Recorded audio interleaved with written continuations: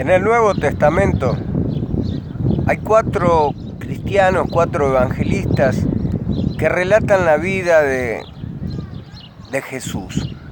Esos son los 4 evangelios como nosotros los conocemos: San Mateo, San Marcos, San Lucas y San Juan.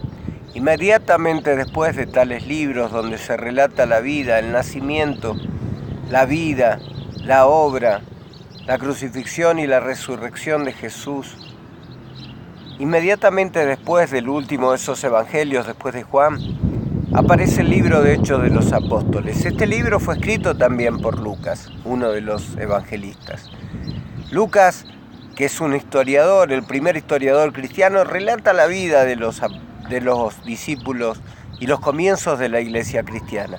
Inmediatamente después de que Jesús, luego de 40 días de haber resucitado, le da pruebas indudables a sus discípulos de que Él era el Hijo de Dios y los manda a predicar el Evangelio.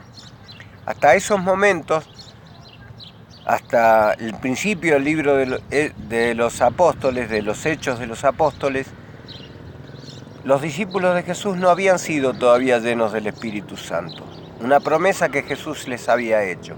Les dijo claramente que esperaran a ser llenos del Espíritu Santo y luego que salieran a predicar. Esto pasó en el primer capítulo del libro de los Hechos, pero en el transcurso de los 10 primeros capítulos, el Evangelio era predicado con sanidades, con milagros, con prodigios por los apóstoles, por los diáconos y por los demás cristianos, solamente a judíos o a samaritanos, pero a nadie más. En el capítulo 10, estando Pedro en Cesarea orando, le sobreviene un éxtasis y hambre, y Dios le muestra un lienzo lleno de animales que para el pueblo judío son inmundos. Y una voz del cielo que le dice a Pedro: Pedro, mata y come. Pedro le dice: no, Señor, porque ninguna cosa inmunda comeré. Esto pasa varias veces y una voz del cielo que le dice: Pedro, no llames inmundo lo que Dios ha limpiado. Inmediatamente después le dice que baje, que vendrán 3 hombres a buscarlos desde Jope y que los siga. Él baja desde la azotea donde estaba orando y 3 hombres enviados por un centurión romano llamado Cornelio lo vienen a buscar. Él acompaña a esos hombres y luego de casi 2 días de viaje llega hasta la casa de Cornelio. Cornelio se postra a los pies de Pedro como si fuese Dios, y Pedro le dice que no lo haga porque él mismo es un hombre igual que Cornelio. Pero le pregunta por qué lo ha llamado. Cornelio le dice que tiene una visión mientras estaba orando y que le dice que vaya a buscar a un hombre llamado Simón, que tenía sobrenombre Pedro, que estaba en la casa de Simón Curtidor, en Cesarea, junto al mar. Pedro, sorprendido por tal situación, porque es la primera vez que un romano recibe una profecía, una visión de esa forma, y entiende que Dios no hace acepción de personas. Ahí comprende Pedro la visión, ahí entiende Pedro que él no debía llamar común o inmundo a los demás que no eran judíos, porque Dios los había limpiado.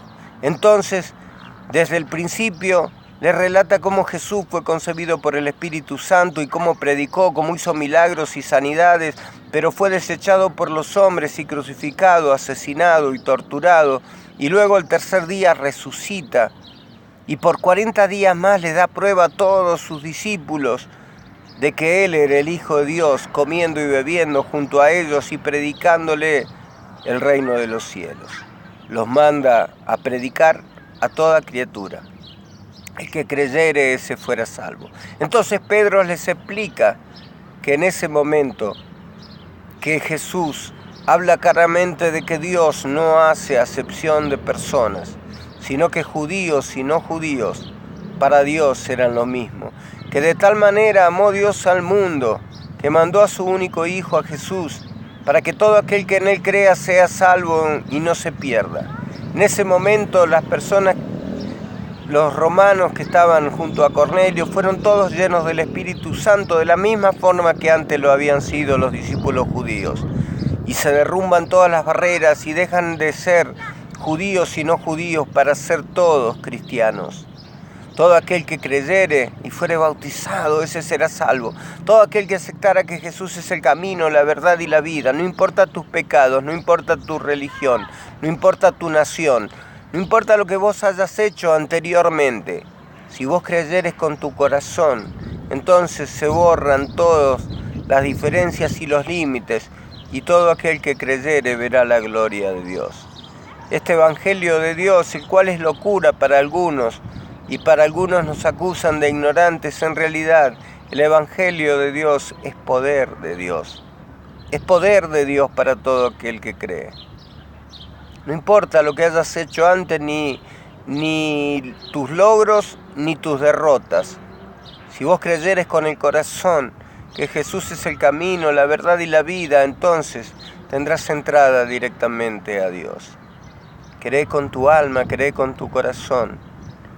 Amá a Dios sobre todas las cosas y a tu prójimo como a vos mismo. Entonces verás la gloria de Dios. Entonces entenderás que Dios es amor y que Él mandó a Jesús para salvar tu alma, no para condenarte. Cree y verás la gloria de Dios. Dios te bendiga.